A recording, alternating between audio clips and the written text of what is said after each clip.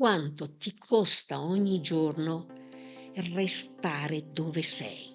Quanto ti costa ogni mattina convincerti che vada tutto bene?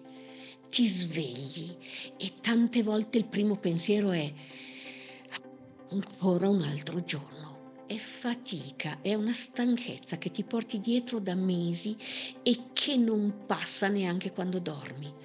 E allora poi dopo sì, fai colazione, vai al lavoro, rispondi ai messaggi, funzioni, dici e ti dici anche che tutto sommato va bene, ma sotto qualcosa piano piano si sta spegnendo e oggi partiamo proprio da lì. E in questo video non troverai una sfilza di problemi con le loro soluzioni, scoprirai quello che c'è dietro, al di là del problema. Perché? Perché c'è una cosa che pensiamo sia forza, ma che in realtà ci tiene in una palude.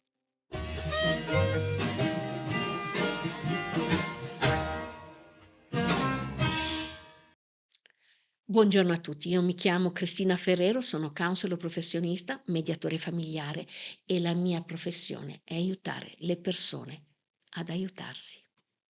C'è una frase che mia nonna Ernesta, grande donna, mi diceva sempre quando le chiedevo: "Nonna, come stai?" E lei mi rispondeva con un sorriso: "Per andare peggio che vada così."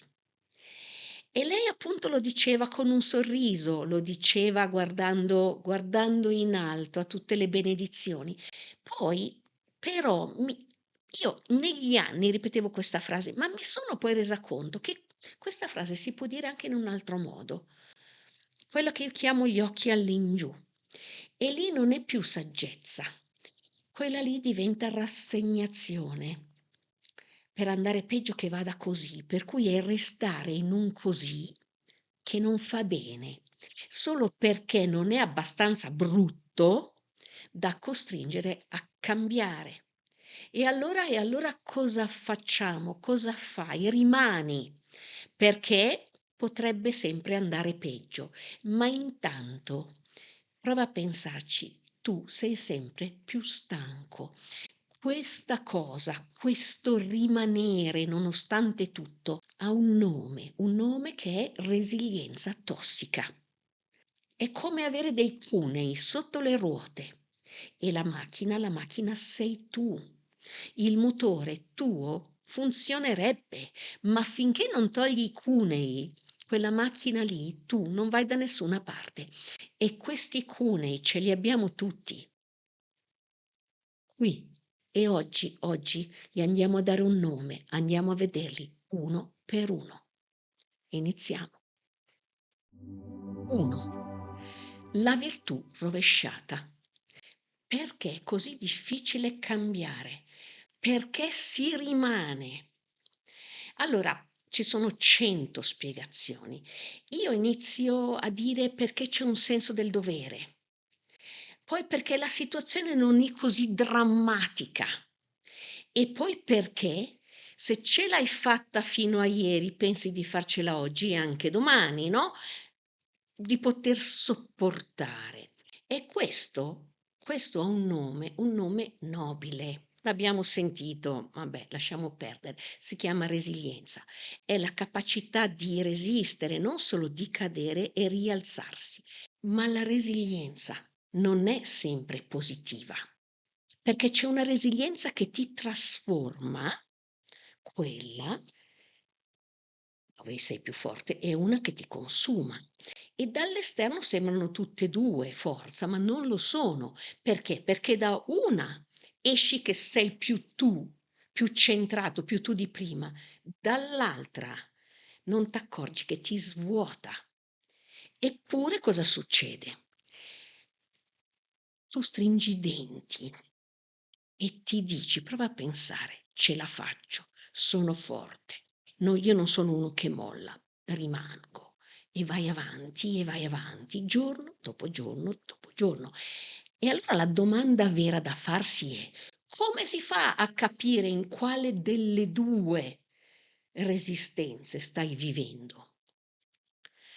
Io te lo dico subito, quella sana, anche se costa fatica, ti lascia poi più forte, ti lascia dell'energia.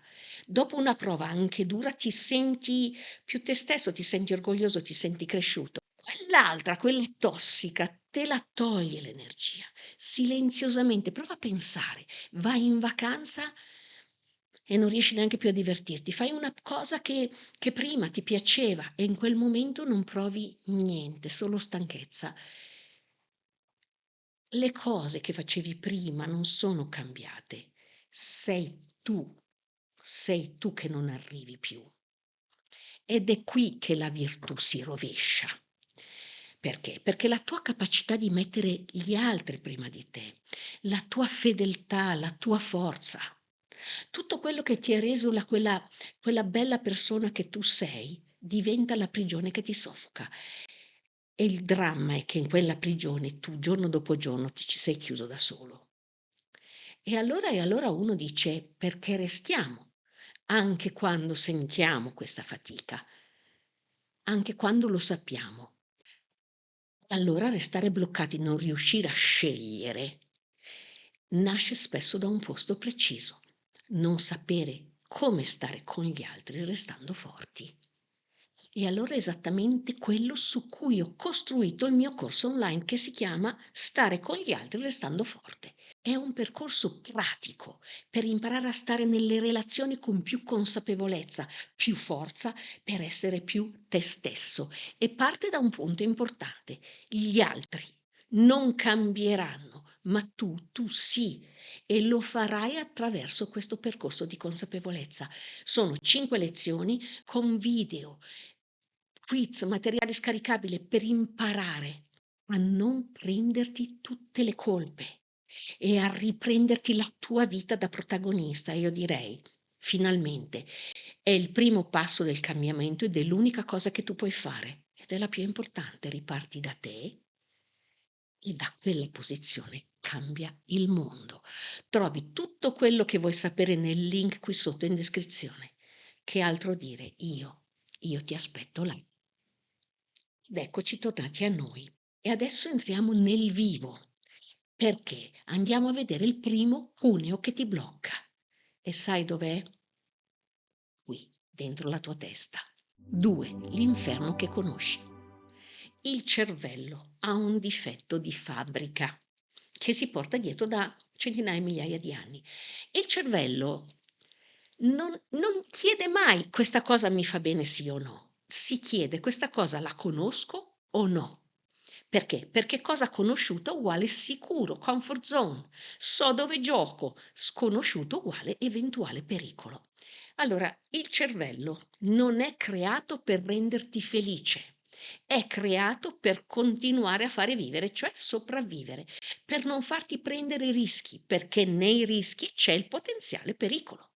E allora, nell'incertezza di un futuro diverso, preferisce la certezza del presente, qualunque essa sia. Per cui quello che io dico sempre, preferisce un inferno che conosce a un eventuale paradiso, punto di domanda, che non ha mai visto. E questo porta che il tuo cervello ti dice tutti i giorni, ti dice esattamente la frase di mia nonna Ernesta: potrebbe andare peggio, stai qui bravo che va così. Ma non detta col sorriso, detta con la paura, detta con quegli occhi all'ingiù. E in quel modo lì, quelle parole non sono più saggezza. Quelle parole lì sono catene. Ma c'è un'altra cosa importante, perché poi da un inferno uno zompa fuori. Il problema è che nessun inferno è totalmente un inferno. C'è sempre, in ogni cosa, c'è anche sempre una lama di luce, ci sono delle briciole di buono qui e lì.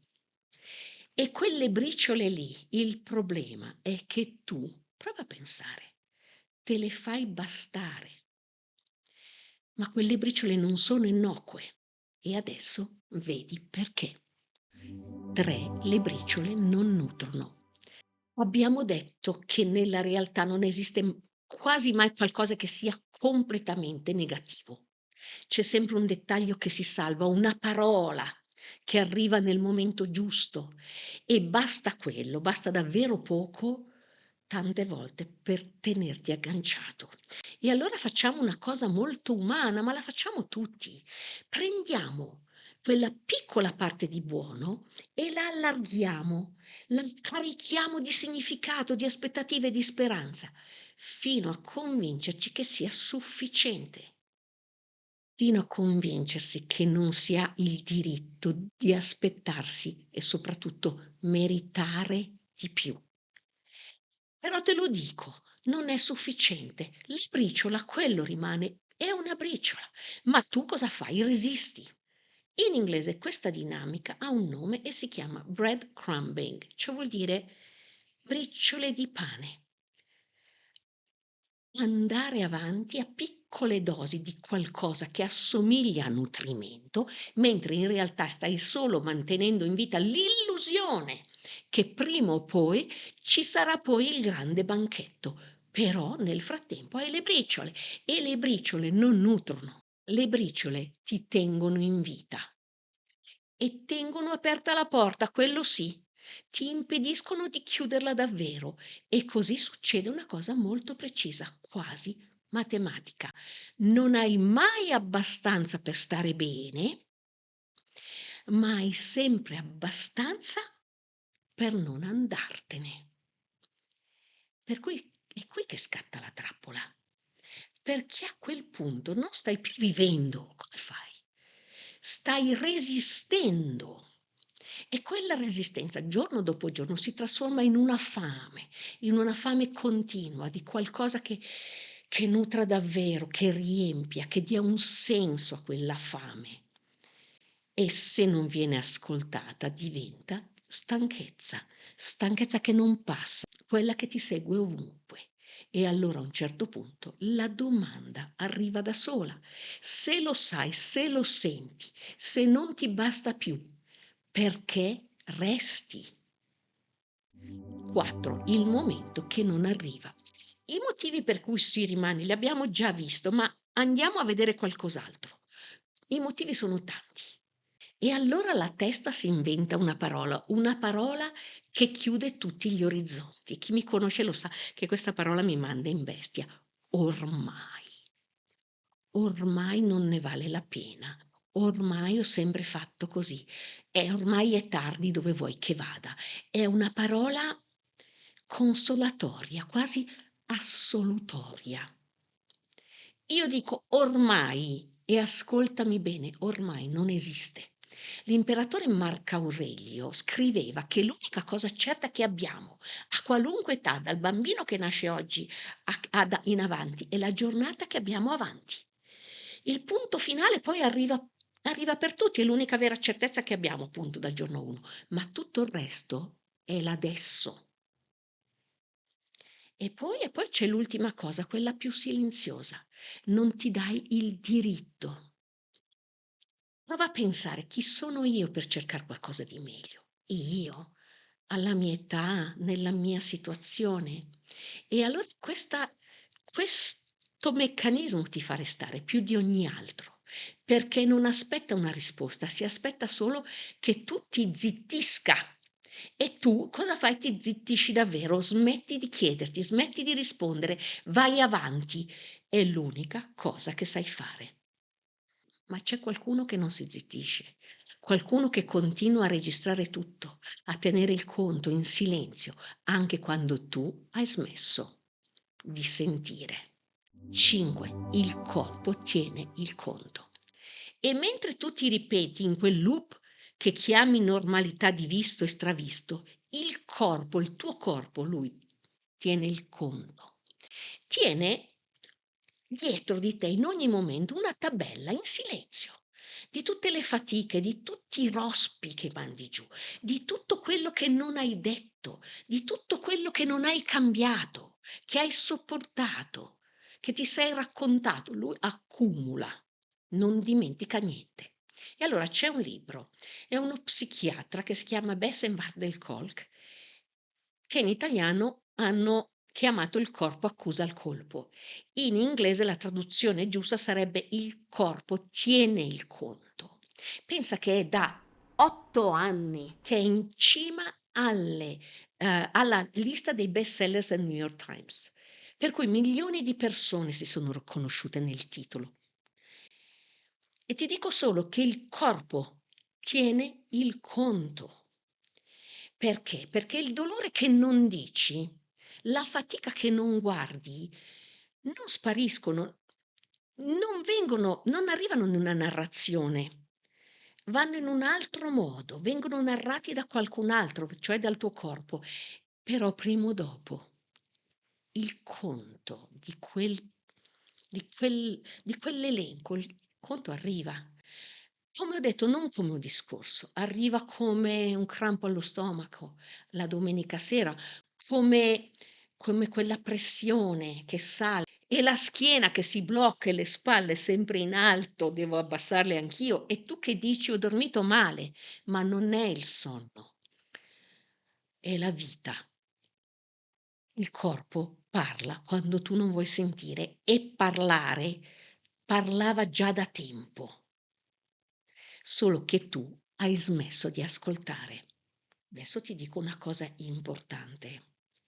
Il cambiamento vero non avviene quasi mai per stravolgimento, per tsunami.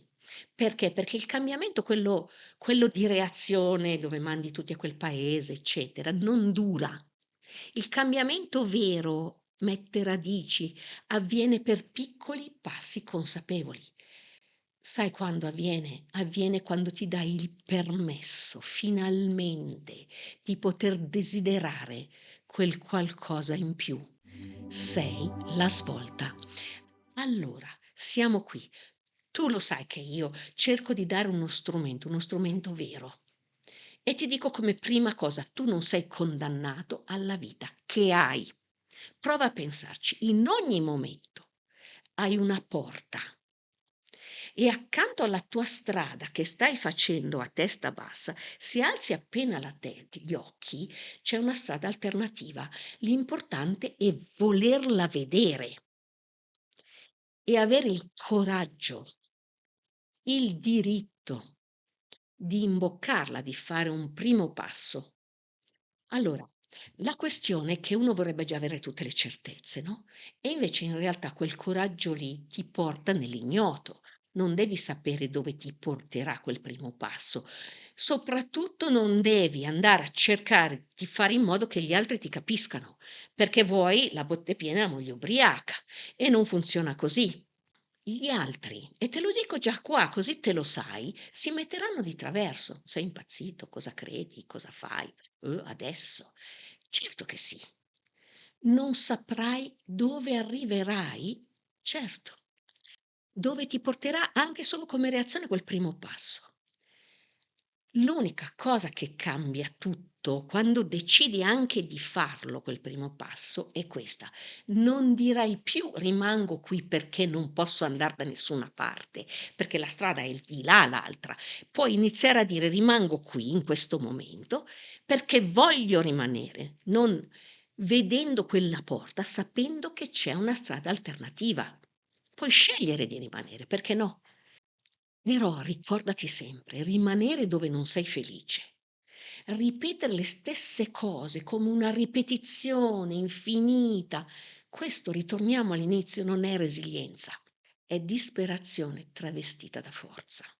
Allora, se senti tutti i segnali, la testa che non si ferma, l'ansia, il bruciore di stomaco, tutti, fermati e chiediti quella domanda: la tua musica.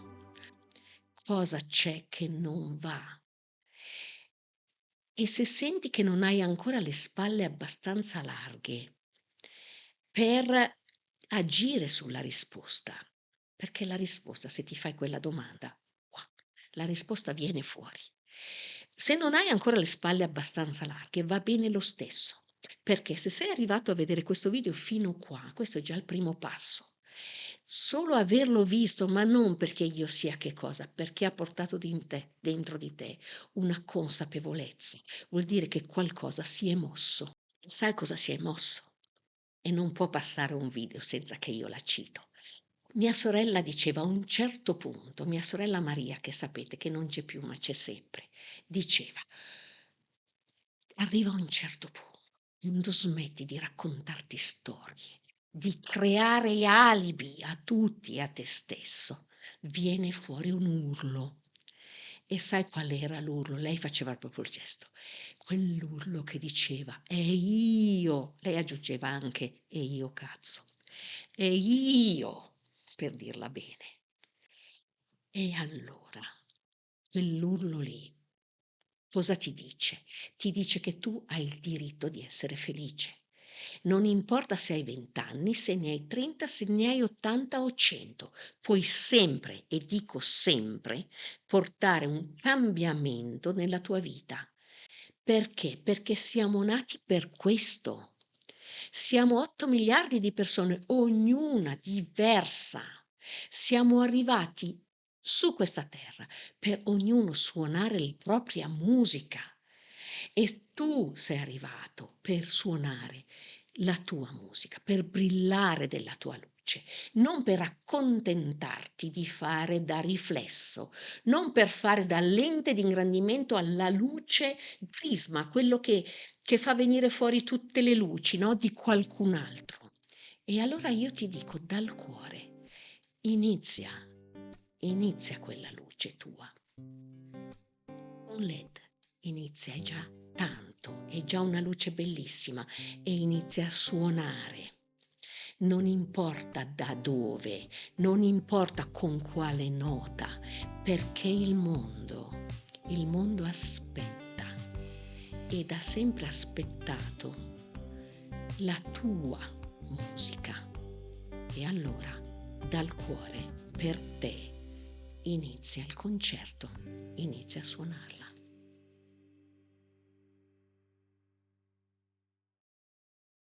Abbiamo finito anche questa volta. Allora, vai in descrizione, troverai un link per scaricare del materiale PDF con tutto quello che ho detto, così te lo metti lì e te lo vai a vedere.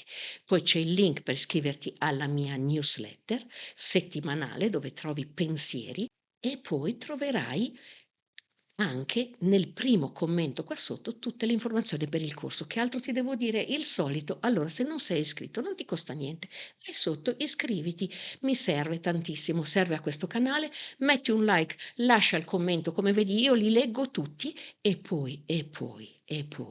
Adesso tu lo sai, guarda la tua vita con amore, abbracciati forte e inizia a mettere fuori la tua luce. Non sai che c'è, ma quella tua luce è lì. Lasciala che venga fuori in una celebrazione di quello che sei finalmente per una vita, la tua, che sarà bellissima.